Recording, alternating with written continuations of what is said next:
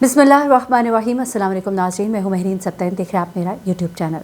नाज़रीन, एक ऐसा ख़त जिसने एक औरत की जान बचाई, एक ऐसा ख़त जिसके ऊपर तहरीर की हुई जो तहरीर थी वो इस कदर खौफनाक थी जिसने उस तहरीर को पढ़ने वाली खातून के रोंगटे खड़े कर दिए। वो खातून जो है उस ख़त को लेकर एक पुलिस ऑफिसर के पास गई और उसके बाद पुलिस ने छापा मारा उस घर पर जिस घर के गेट से बाहर ये ख़त फेंका गया था। जी हाँ, ये ख़त था जिसके ऊपर तहरीर करने वाली एक घरेलू मुलाजमा थी जो एक घर में पिछले 8 माह से कैद थी।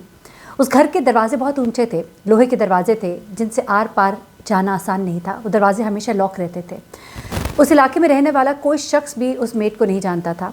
यहाँ तक कि जिस दिन पुलिस ने छापा मारा तो पहली बार हमसायों को पता लगा कि ये खातून जो है इस घर में रहती थी और यहाँ पे खिदमतगार थी। इस खातून की कहानी जो है वो बड़ी तकलीफ है और इसके साथ जो कुछ वहाँ पर किया गया आप अंदाज़ा भी नहीं लगा सकते कि जैसे पुलिस ने वहाँ पे छापा मारा तो उस वक्त ये खातून जो है उस घर की दीवारों से अपने खून के धब्बे जो है वो साफ़ कर रही थी। इस खातून का चेहरा इस बुरी तरह से मस कर दिया गया था कि इसके शौहर ने इसको पहचाना ही नहीं। जब उसने इसकी तस्वीर देखी, क्योंकि इसका शौहर दूसरे मुल्क में था, जब उस तक उसकी तस्वीर पहुँची तो उसने पहले तो अपनी बीवी को पहचाना ही नहीं। किस मजबूरी ने इस औरत को मजबूर किया कि वो इतने जुल्म से तब बर्दाश्त करती रही। इसके साथ बेसिकली हुआ क्या, बड़ी ही तकलीफ दे कहानी और उन लोगों के लिए एक सबक भी है जो दूसरे ममालिक में काम करने के लिए जाते हैं और वो समझते हैं कि शायद ज़िंदगी उनकी अच्छी हो जाएगी, लेकिन ज़िंदगी कितनी एक तकलीफ दे और खौफनाक हो सकती है ये आप सोच भी नहीं सकते। इस ख़त में लिखा क्या था? इस ख़त में इसने लिखा था कि मेरी मदद करें, मुझ पर शदीद तशद्दुद किया जा रहा है। मैं रोज़ाना अपना ही खून साफ़ करती हूँ, मैं रोज़ अपने ही खून में नहा जाती हूँ। अपने ऊपर होने वाले तशद्दुद के ये अल्फाज जो है ये इस खातून की तहरीर थी जो इसने आइनी गेट से बाहर फेंकी जहाँ वो रहती थी। आइनी गेट से जब बाहर उसने ये तहरीर फेंकी तो वहाँ से गुजरते हुए खातून ने ये तहरीर देखी। वो ये कागज़ उठाकर फ़ौरन करीब में मौजूद एक फ़्लैट की तरफ गई जहाँ पर एक रिटायर्ड पुलिस ऑफिसर रहता था और उसके बाद इस घर पर छापा मारा जाता है जहाँ पर ये 24 घंटे काम करती थी। एक इमारत थी मुज़फ़्फ़राती इलाके में और यहाँ पर 24 घंटे काम करने वाली इस खातून के साथ वो इंसानियत सोच सलूक होता था कि जिसका कोई अंदाज़ा भी नहीं कर सकता। ये खातून जो है इसने फिर अपनी कहानी बताई। इस खातून ने वो सब कुछ बताया कि इसके साथ यहाँ पर क्या कुछ होता था, इसको किस तरह से यहाँ कैद रखा गया था, बाहर कदम रखने की इसको इजाज़त भी नहीं थी। वो कहती है, उस लम्हे को याद करते हुए वो खातून मुलाजमा कहती है कि जब पुलिस इस घर के दरवाजे तक पहुँची और मुझे बुलाया क्या तो उस वक्त मैं दीवार से अपना ही खून साफ़ कर रही थी। मैं जब आई करीब तो पुलिस ने कहा कि डरे नहीं, हम आपकी मदद के लिए आए हैं। ये अल्फाज सुनकर वो कहती है कि मैंने अपने आप को मजबूत महसूस किया। पहली बार मुझे ऐसे लगा कि मैं अब दोबारा से सांस ले सकती हूँ और उसके बाद मैंने पुलिस को सब कुछ सच सच बता दिया। ये जो केस है ये स्टार्ट कहाँ से होता है? जब ये खातून गुर्बत के हाथों तंग आकर, अपने बच्चों की भूख को देखकर, अपने बच्चों के अफलास को देखकर ये इरादा करती है कि बेहतर मुस्तकबिल के लिए मैं जाऊँगी, काम करूँगी। आपको पता है इंडोनेशियन मुलाजमाएँ जो हैं मुख्तलिफ़ ममालिक में काम करती हैं। पाकिस्तान के अंदर भी मैंने बहुत से घरों में देखा है जो अच्छे बड़े घर हैं, वहाँ पर मेड्स वगैरह रखी जाती हैं, इंडोनेशियन मेड्स रखी जाती हैं। बल्कि ये एक स्टेटस सिंबल होता है कि आपके पास इंडोनेशियन जो हेल्प हो उसको बड़ा लोग प्राउडली बताते हैं कि जी हमारे पास इंडोनेशियन हेल्प है। ऐसे में ये इंडोनेशियन खातून है और मैनस इसका नाम है और ये 32 बरस की थी। तो इसने जब देखा कि मेरा शौहर जो है, बच्चे जो है वो भूख की शिद्दत से परेशान है, हलकान है, तो फिर इसने कहा कि हमारे गांव में ज़िंदगी बड़ी मुश्किल थी, जहां बिजली भी नहीं थी, पीने का साफ़ पानी भी नहीं था, शौहर दिहाड़ीदार मज़दूर था, सबका पेट नहीं पाल सकता था। तो फिर उसने मलेशिया में काम करने की पेशकश कबूल किया। इंडोनेशिया मलेशिया जो है उसमें इंडोनेशिया जो है थोड़ा सा आप कह लीजिए कि वहाँ पे हालात इतने अच्छे नहीं हैं, लेकिन मलेशिया में हालात बहुत अच्छे भी हैं। वहाँ पे लोग जो है इंडोनेशियन मुलाजमाओं को बड़े शौक़ से रखते हैं कि वहाँ उनसे काम कराया जाता है। उनकी जब मुलाजमाएँ वहाँ पर पहुँचती हैं तो उनके पासपोर्ट रख लिए जाते हैं, जो उनके एम्प्लॉयर्स होते हैं उनके पासपोर्ट रख लेते हैं ताकि वो बाउंड हो जाएं। आपको मैं बताऊं यहाँ से बहुत से लोग दूसरे ममालिक जाते हैं और ये सोच कर जाते हैं कि शायद ज़िंदगी बड़ी खूबसूरत होगी। सऊदी अरब में मैंने बहुत से ऐसे लोग देखे हैं जो वहाँ पे काम करते हैं और वहाँ पर जो उनके जिनके साथ वो काम कर रहे होते हैं, जो उनके मेरे जहन से एकदम से नाम स्लिप कर गया है, तो उनके पास उनके पासपोर्ट्स होते हैं बाकायदा और वो उनके लिए मजबूर होते हैं कि जिस तरह से उनको कहा जाए वो उस तरह से काम करे। तो यही सिलसिला जो है यहाँ पर भी है और ये खातून जो है ये वहाँ से इंडोनेशिया से मलेशिया जाती है अपने ख़ानदान के लिए घर बनाने का ख्वाब जहन में रख कर। अच्छा, जब वो वहाँ पर पहुँचती है तो वो जो एजेंट है उसने उसका पासपोर्ट लेकर उसके एम्प्लॉयर को उसके हाथ में दे दिया। अच्छा, अब इंडोनेशिया में भर्ती करने वाले पहले ही से उसका फ़ोन ले चुके हुए थे उसके बाद क्या होता है कि ये खातून जो है ये वहाँ पे काम शुरू करती है। तो वहाँ पे इसका काम ये होता है कि जो वहाँ पे शख्स था यानी जो एम्प्लॉयर था उसकी 93 ईयर्स ओल्ड माँ थी और उसने उसका ख्याल रखना था। मुलाजमत तो कहती है शुरू करने के 3 हफ्ते बाद ही मुझे मारपीट का सिलसिला शुरू हो गया। एक दिन वो कहती है कि घर की मालकिन को मछली पकाना थी। वो मछली जो है उसने फ्रिज में रखने को कहा था, लेकिन गलती से इसने मछली जो है फ्रीज़र में रख दी। उस खातून को वो कहती है कि जब मछली ना मिली तो वो एकदम कहती है कि मुझे ऐसे लगा जैसे मेरे सर पर किसी ने ईंट मार दी हो और मेरे सर से गरम गरम खून जो है वो बहना शुरू हो गया। दरअसल उस औरत को जब फ्रीज़र से वो मछली मिली तो उसने गुस्से में वो मछली उठा के इसके सर पे दे मारी। और वो कहती है उसके बाद से ये तो रोज़ का ही मामूल बन गया। रोज़ ही मारपीट का सिलसिला जो शुरू हुआ वो हर रोज़ बढ़ता ही चला गया।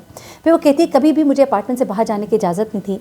फ्लैट का लोहे का गेट था, हमेशा बंद रहता था, मेरे पास उसकी चाबी नहीं थी और इस ब्लॉक में रहने वाले तो लोग जानते ही नहीं थे कि मैं यहाँ पर रहती भी हूँ कि नहीं। उसके बाद वो कहती है कि तशद्दुद और मारपीट तब बंद होती थी जब वो मार मार के थक जाते थे। उसके बाद मुझे हुक्म दिया जाता था कि अब मैं फ़र्श और दीवारों पर बिखरा अपना खून जो है वो साफ़ करो। वो खून के ज़र्रात जो है और खून के जो निशानात थे वहाँ पे जब पुलिस ने छापा मारा था तो उन्होंने भी देखे। वो कहती कि एक ऐसा वक्त भी आया कि जब मैंने सोचा मैं अपनी ज़िंदगी ख़त्म कर लूँ, लेकिन मेरे जहन में मेरे बच्चे आए, मुझे अपने बच्चों की सोच आई, बच्चों का ख्याल आया और मैं ये ना कर सकी। वो कहती है कि मैंने एक दिन खुद को आईने में देखा तो मैं अपने आप को पहचान ना सकी। अच्छा, इसका होंठ का ऊपर का हिस्सा कटा हुआ, इसके कान का एक हिस्सा कटा हुआ, इसके जिस्म पे ऐसे निशानात हैं जो उसके कई सालों तक उसके वजूद पर है। अच्छा, अब ये कहती है मैंने जब अपने आप को आईने में देखा तो मैं ख़ुद को पहचान ना पाई और मुझ में बर्दाश्त नहीं रही थी। मैं नाराज़ थी, लेकिन मैं अपने एम्प्लॉयर से नहीं अपने आप से नाराज़ थी। मैं बाहर निकलना चाहती थी। तभी वो लम्हा था कि मैंने सोचा कि मैं ख़त लिखूँगी। और फिर वो कहती है कि मैंने वो ख़त लिखा और उसके बाद यही वो ख़त था जो मेरी ज़िंदगी बचाने की वजह बना। उसके बाद इस औरत को वहाँ से निकाल तो लाया जाता है, लेकिन उसके बाद जो केस चलता है उसमें इसको शख्स को पकड़ा भी जाता है, लेकिन इसको छोड़ दिया जाता है। इंडोनेशिया में ये बड़ी कॉमन प्रैक्टिस है। बहुत से लोग जो है इस तरह के इंडोनेशियन मुलाजमाएँ या मुख्तलिफ ममालिक से आने वाले लोगों को रखते हैं। और हाँ, मुझे याद आ गया, उसका नाम है कफ़ील। कफ़ील जो होते हैं सऊदी अरब वगैरह में, तो वो आपके पासपोर्ट और ये चीज़ें रख लेते हैं और फिर बहुत इंसानियत सोच सलूक भी होता है। बड़ी बड़ी उनको सख्त मेहनत करनी पड़ती है, जैसा कफ़ील चाहता है उसके मुताबिक, तो ज़िंदगी आसान नहीं है। एनीवे, ये खातून कहती है कि मेरे साथ गैर इंसानी सलूक किया जाता था, मुझे भूखा रखा जाता था, मेरे पे शदीद तशद्दुद किया जाता था और ज़रा सी बात पे गुस्सा दिखाया जाता था, लेकिन उस शख्स को फिर छोड़ दिया गया। इसी तरह से बहुत से और लोग जिनमें से कई कहानियाँ हैं, जिनमें एक और शख्स था जिसको यहाँ पर इंडोनेशिया से आया हुआ, जिसे यहाँ पे रखा गया, शदीद भूखा रखा गया और जब उसको वहाँ से रेस्क्यू किया गया तो 30 किलो उसका वज़न था। और एक और ख़ातून है, हरमोनो उसका नाम है। हरमोनो जो है उसके ऊपर इतना जुल्म तशद्दुद किया गया और उसे इतना भूखा रखा गया यहाँ तक कि वो जाँ बहक हो गई। और उसके बाद ये खातून कहती कि मैं एक दफ़ा उसके गांव भी गई हूँ, जो ये खातून जैसे कि बचाया गया है, ये कहती कि मैं उस खातून के गांव भी गई और मैं उसकी माँ से भी मिली और मैंने उनसे कहा कि आप अपनी बेटी को मुझ में देख सकते हैं, क्योंकि मैं भी उसी जुल्म और तशद्दुद से गुजरी हूँ जिससे कि आपकी बेटी जो है एक वक्त में गुजरी थी। अच्छा, एनीवे, उसके बाद एडलिना का ये मुकदमा जो है ये काफ़ी अर्सा चला, लेकिन तमाम इल्ज़ामात जो मुलाजमीन ने लगाए थे सब लोग छुटते चले गए। अपील जो की जाती है वो भी मुस्तरद कर दी जाती है। इस तरह का कुछ निज़ाम है, इस तरह की कुछ तलखियाँ हैं। लेकिन अब ये जो खातून है ये कहती है कि मैं हमेशा सवाल करती हूँ कि उसने मेरे पे इतना तशद्दुद क्यों किया। वो जो घाव मेरी रूह पर लगाए हैं वो मुझे नहीं भूलते और मैं बेशक इस बात को 5 साल गुजर चुके हैं, लेकिन उसका ये कहना है कि मैं ज़रूर खड़ी होंगी और मैं दोबारा से लड़ूंगी। इंडोनेशियन हुकूमत जो है वो अब इस वक्त दोबारा से अपने जो मुलाजमीन हैं जो वहाँ जाते हैं उनके हुकूक़ के लिए दोबारा से सरगर्म हुए हैं और जिन लोगों के साथ ज़्यादती हुई है उनके हवाले से दोबारा से केसेस रीओपन किए जा रहे थे। इस खातून का केस भी है और उसने ये फ़ैसला किया है कि वो ज़रूर अपना केस लड़ेगी और आखिरी वक्त तक लड़ेगी, सिर्फ अपने लिए नहीं और औरतों के लिए उसका कहना है कि मैं ये केस लड़ूंगी, क्योंकि मेरी जैसी और बहुत सी औरतें जो काम करती हैं और उनके ऊपर शदीद किस्म का तशद्दुद होता है। ये वाक़या सामने आने पर जब पुलिस ने ये जो इंसानी स्मगलिंग करते हैं, जो इक़दाम कत्ल की जो मुकदमात हैं वो उस शख्स के ऊपर किए, लेकिन उसके बाद मैरिनस को उसके आबाई गाँव रवाना कर दिया गया और जाने से पहले उसने अदालत में पेश होकर गवाही भी दी थी, लेकिन फिर भी वो शख्स जो है वो छूट गया, वो मुकदमा जो है वो खारिज कर दिया गया। अब जो मैरिनस के शौहर हैं वो कहते हैं कि जब मेरी अहलिया पहली बार वापस वतन पहुंची तो मैं तो उसकी शक्ल तक नहीं पहचान सका, इस कदर उस पर अजियत की गई थी। मैं उसकी तस्वीर नहीं शेयर कर सकती, लेकिन इस वक्त मेरे सामने है एक वो तस्वीर है जो वो काम पर गई थी और अच्छी एक ठीक ठाक खातून थी, लेकिन उसके बाद ये जो डॉक्टर के पास उसकी तस्वीर है, इसके होंठ का ऊपर का हिस्सा कटा हुआ है, इसके कान के ऊपर ज़ख्म है, यानी कि ये औरत जो है ये वाक़तन पहचानी नहीं जा रही। جس کو اس کا شوہر ہی نہ پہچان پائے، آپ اندازہ لگا سکتے ہیں کہ اس کے اوپر کس قسم کا جو ہے ظلم کیا گیا ہوگا۔ اس طرح کی بہت سی داستانیں۔ وہ کہتی ہیں میں جاننا چاہتی ہوں کہ انہوں نے مجھے اس قدر اذیت کیوں دی، میں صرف اور صرف یہ جاننا چاہتی ہوں، اور وہ کہتی کہ مرتے دم تک میں انصاف کے لیے لڑوں گی۔ اینی اللہ تعالیٰ سب لوگ کو ہدایت دے۔ بڑی تکلیف سے کہانی تھی، میں آپ کے ساتھ شیئر کروں۔ اپنا بہت خیال رکھیے گا، دعا میں یاد رکھیے گا۔ اللہ حافظ۔